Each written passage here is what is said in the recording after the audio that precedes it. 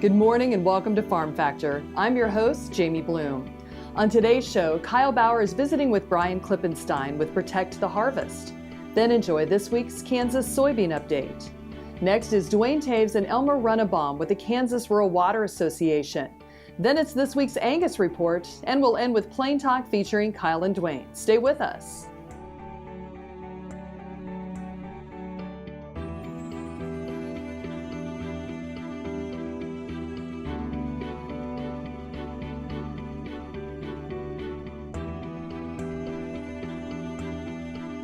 Closed captioning brought to you by Ag Promo Source. Together we grow. Learn more at agpromosource.com. This segment brought to you by Kansas Farm Bureau, the voice of agriculture. To join today or more information, go to kfb.org or find us on Facebook and Twitter. Welcome to Farm Factor. Up first, Kyle Bauer and Brian Klippenstein with Protect the Harvest talk about why the organization was developed and how it defends against the activist groups when it comes to food security.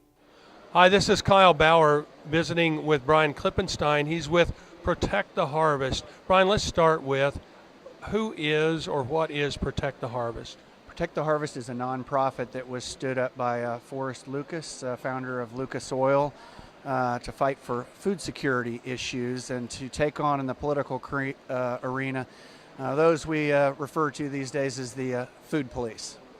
And so when you're talking the political arena, would that involve legislation or would that involve initiatives in states? Largely initiatives, but we've been in federal court. We've been before state government, federal government, and just before the public at large. You increasingly have groups that are well funded. There's a lot of money these days and more to come in food politics. It used to be limited to trying to dictate how farmers farm. Increasingly what they're trying to do is control diets, control refrigerators, control what people eat. Mm-hmm. And it's an emerging threat.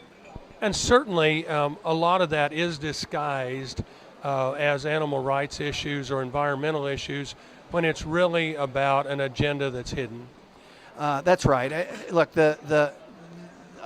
when I have had discussions with this with East Coast media recently, for example, what's the end game here? What's behind? And I'll say, well, look, what they're promoting is a vegan diet. Oh, well, that's silly. Well, it's not silly. You go to their website, and that's what they're for. I mean, we have Meatless Monday, right? We have 6 days to go. And anyone who wants to embrace any diet that they prefer, we don't object to.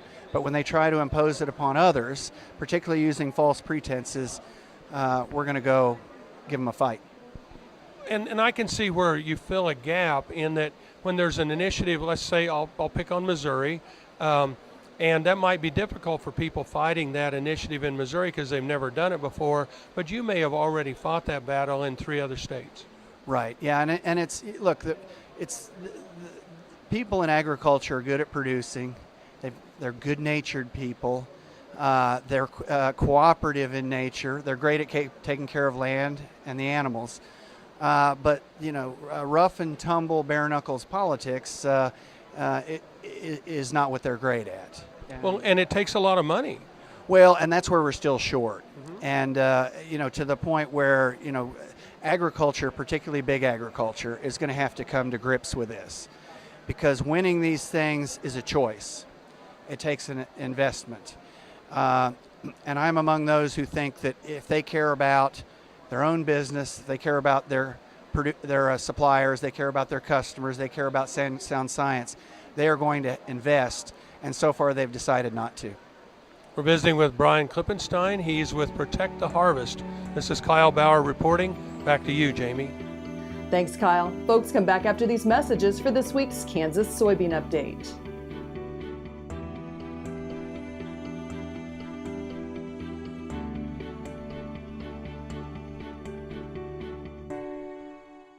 Hi, I'm Kim Mandring with Hardy Insurance. I'm here to help you with all of your farm and ranch needs. When it comes to protecting your operation and your family, you need a name you can trust at a price you can afford. Call me today or visit hardyaviationins.com. Ag Promo Source is a unique group of marketing specialists with one mission: help your ag business grow. Each affiliate has their own area of expertise, and they work together to bring you advice, products, and services. To get started, visit agpromosource.com. Ag Promo Source. Together we grow. Valley Vet Supply is devoted to providing information and professional quality products at reasonable prices. Valley Vet Supply. All over the country, more and more communities are making the change to biodiesel made from U.S. soybean oil. And the decision continues, improving the health and welfare for millions of Americans while adding billions to our national economy.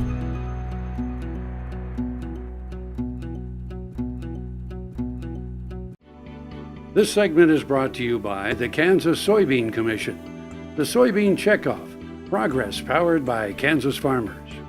Welcome back to Farm Factor and the Kansas Soybean Update.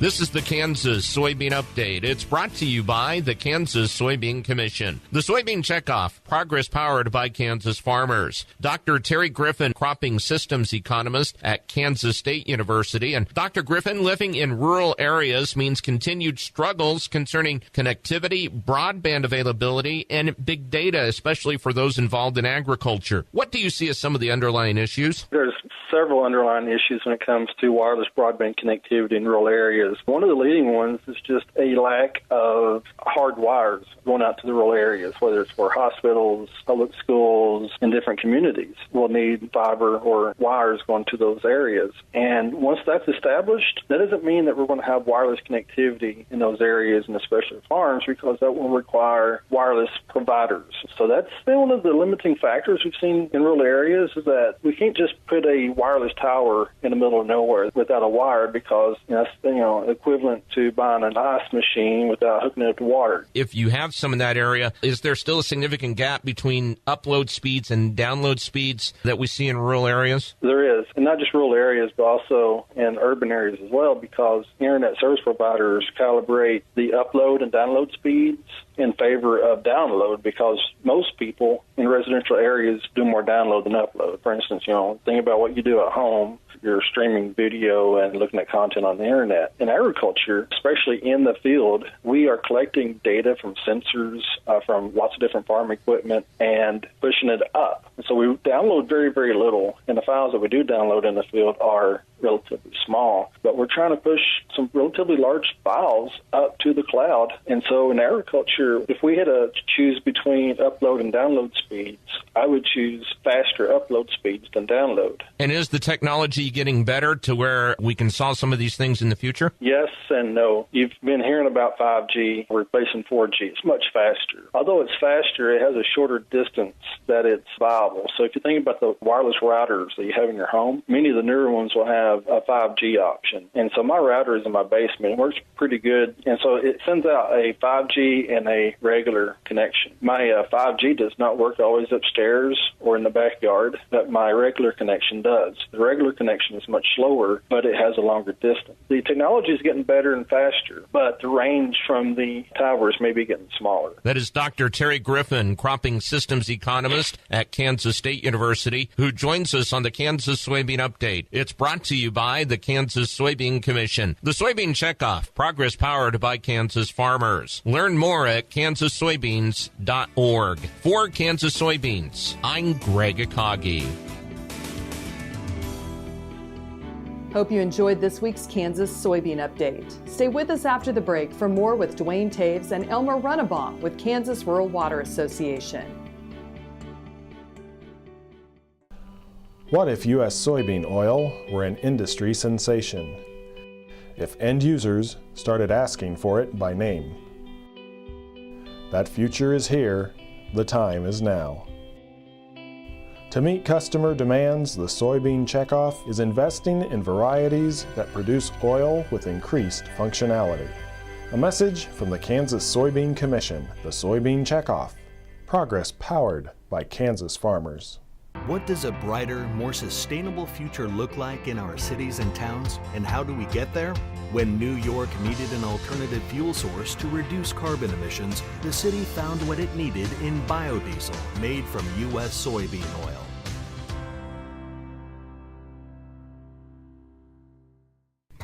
Summer is busy at Tarwater Farm and Home. We have just about everything you'll need for your summer projects, and we're consistently competitively priced. Tarwaters can help make your grass and garden grow, and we have a huge variety of equipment to cut it. If you have a farm, Tarwaters has the products and equipment to keep it going strong. And our expanded parking lot will make it even more convenient to shop. So come see us at Tarwater Farm and Home in Topeka. This segment brought to you by Sure Crop, liquid crop nutrition delivered right to your farm. We're back. Now Duane and Elmer Runnebaum talk about the importance of maintaining a good foundation of rural water and how their association helps do that. Duane Toews joining you once again here on Ag AM in Kansas, and a chance to catch up with Elmer Runnebaum with the Kansas Rural Water Association. Elmer, tell us a little bit about the organization and what you do for folks across the state of Kansas. Kansas Rural Water Association provides training and technical assistance for cities and rural water systems. We work with municipal water and wastewater utilities, providing many training sessions annually across the state, about 100 days of training, which is attended by roughly 6,000 operators of water and wastewater utilities. I want to talk a little bit about an opportunity that you had recently to testify in Washington, D.C. about how critical it is for support, particularly for our rural communities in Kansas, to have access to the funds that help us keep our wastewater and water systems going. Yes, I was asked by Senator Roberts, invited to the Senate Ag Committee to comment on the Farm Bill. One of the components of the Farm Bill is a loan and grant program, which has been managed by the USDA, Rural Development Agency, for more than 40 years. It's the program that actually built most of the rural water systems in the state. I went there because of the president's budget had proposed total elimination of that. That program provided funding for many communities in Kansas in the past year. Presently, the agency has 49 applications on file. The benefit of that program is that it allows a 40-year amortization, and without that longer period of amortization, many of the communities that are obtaining financing for water and or wastewater improvements would not be able to afford the rates if you compress that down to a 20-year amortization. We think about why that's important. It's real dollars when it comes to the folks when they look at their water and wastewater bill that they get from the city. At Strong City recently was part of a new public wholesale water system. Strong City made some improvements also. Had Strong City not received the grant benefits, and had they had to go to a 20-year amortization, the water rates in Strong City would have had to quadruple to nearly $25 per 1,000 gallons. It would have made 5,000 gallons of water cost $157, and that's simply not affordable. We think about what your organization does, a lot of trainings and work with our particularly rural communities across the state of Kansas, and situations where they don't always have the most up-to-date equipment and such. You're there to help them out in that regard as well. We have operators who have been with systems who are staff members. We have 18 staff members. They've dealt with all the sorts of regulatory issues and compliance with the regulations, but more so the hands-on stuff when it comes to a breakdown of a pump or a motor. We do excessive amount of water loss and leak detection for rural water systems and small communities. Many of the small communities have even part-time help, or they have one or two operators, and so they are not going to be able to maintain an inventory of all the parts.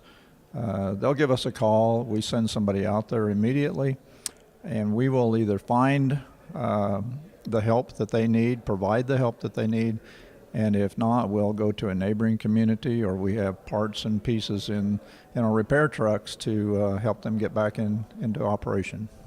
Our thanks to Elmer Runnebaum with the Kansas Rural Water Association joining us here on Ag AM in Kansas. Jamie, we'll send it back to you. Thanks, Duane. Come back after the break for this week's Angus Report.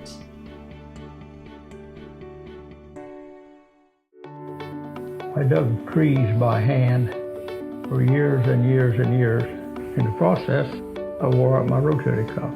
But when I learned about this process, I thought if there's a way to get rid of this pain, then I wanted to do it. So we did it, and it worked.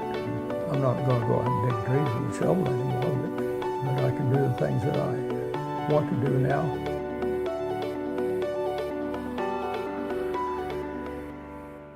As fourth-generation farmers themselves, HEINEN Brothers Ag Service understands the risk and rewards of farming. So when it comes to quality aerial and ground application, fertilizer, ag chemicals, and anhydrous ammonia, call HEINEN Brothers Ag today, 800-760-4964. KFRM is one of the largest farm radio stations in the nation, dedicated to informing and entertaining rural listeners from northern Oklahoma to southwestern Nebraska. You can catch KFRM in many ways. Of course, 550 on the AM dial, streaming at kfrm.com, or on your smartphone by going to the TuneIn Radio app, or on Ag AM in Kansas on Tuesdays and Facebook every day of the week. KFRM, tune us in. You'll be glad you did. This segment brought to you by Kansas Farm Bureau, the voice of agriculture. To join today or more information, go to kfb.org or find us on Facebook and Twitter. Welcome back to Farm Factor and the Angus Report. Adaptability isn't just about cattle that can survive in the cold or the heat.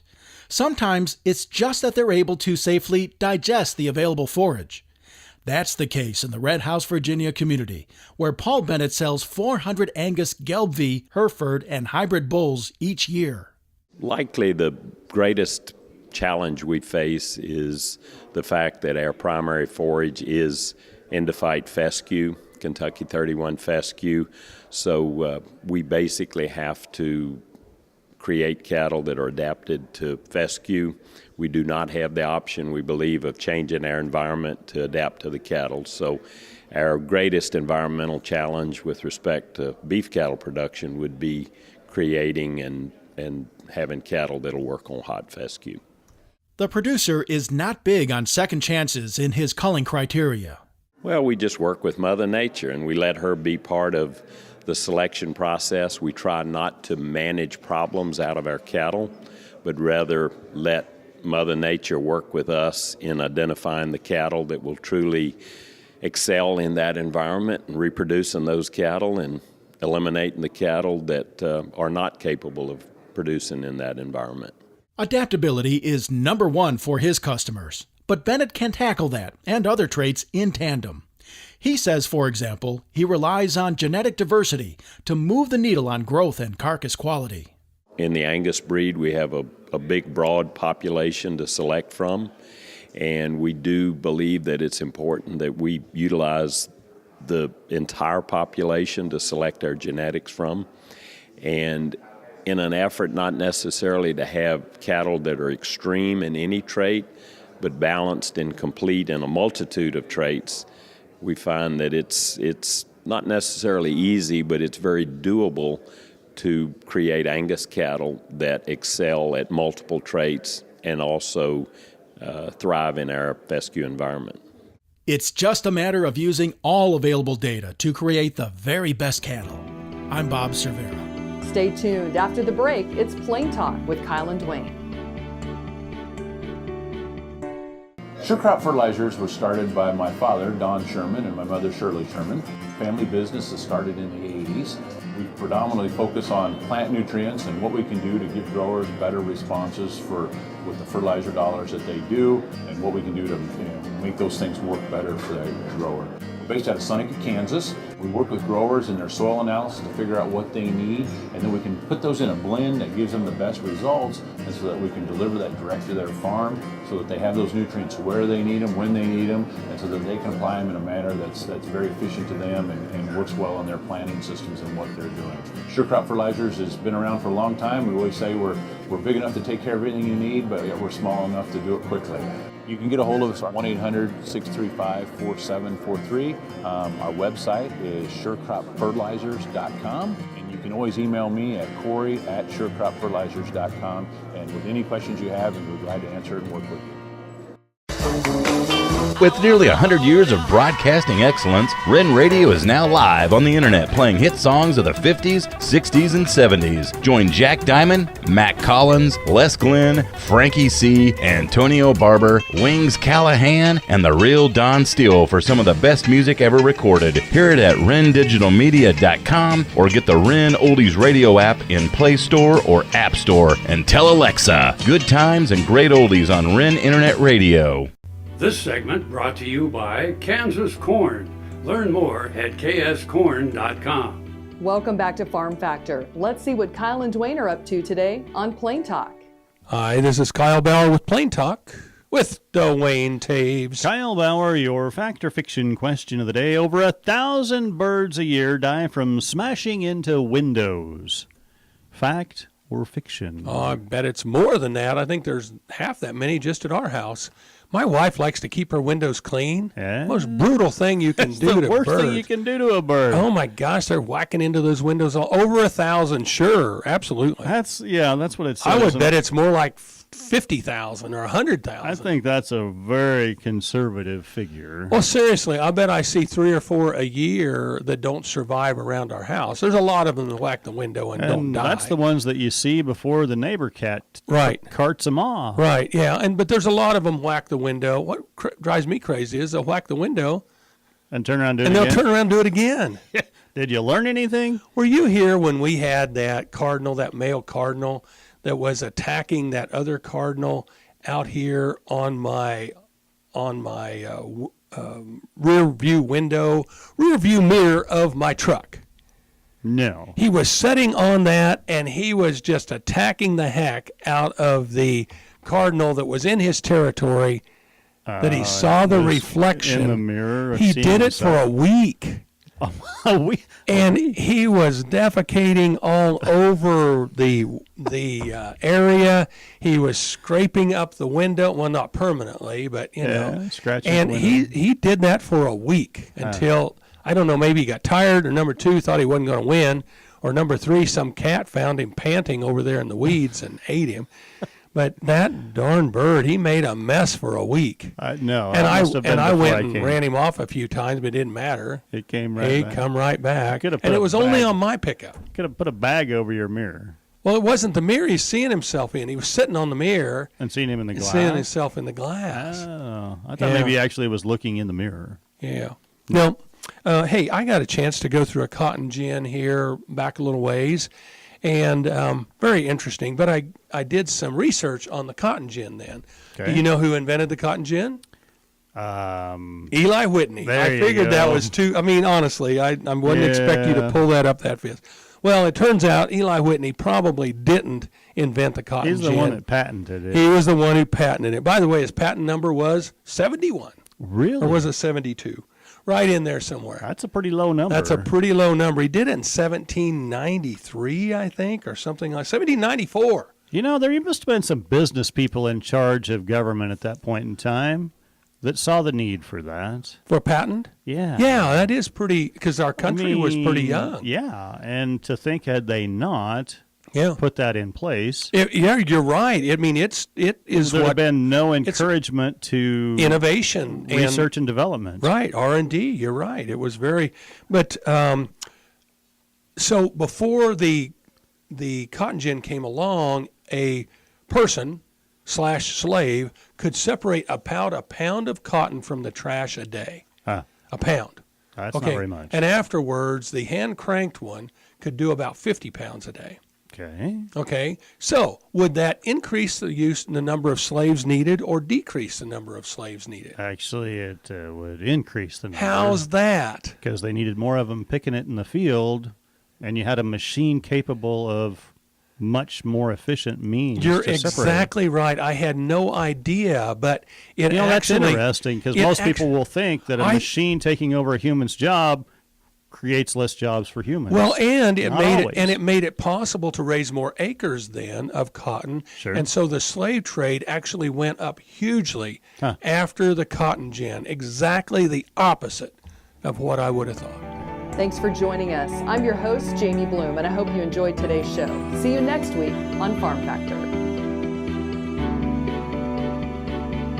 Closed captioning brought to you by Ag Promo Source. Together we grow. Learn more at agpromosource.com.